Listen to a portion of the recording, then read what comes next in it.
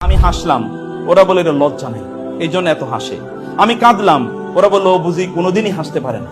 আমি খুবই উচ্ছলতা প্রকাশ করলাম, তারা বলল দেখো লোক দেখানোর জন্য কত কিছু করছে।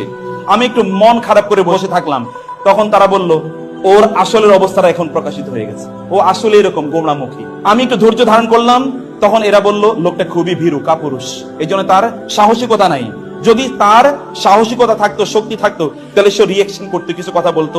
যখন আমি রিয়েকশন দেখালাম, আমি শক্তিমত্তা দেখালাম, তখন তারা বলল এই লোকটা আসলে দেখাতে চাচ্ছে যে তার অনেক অনেক কিছু আছে। আমি যখনই কোনো কিছু করতে যাই, তখনই তার বিপক্ষে তারা কথাবার্তা বলে। তখন আমি বুঝতে পারলাম মানুষের সন্তুষ্টি এমন একটা জিনিস যেটি কখনো অর্জন করা যায় না, বরং আমাকে মানুষের সন্তুষ্টি অর্জন করার এই প্রতিযোগিতা বাদ দিয়ে আমাকে আমার নিজের কল্যাণের জন্য, নিজের কন্ট্রিবিউশনের জন্য, নিজের পজিটিভ চেঞ্জের জন্য আমার চিন্তা করা দরকার।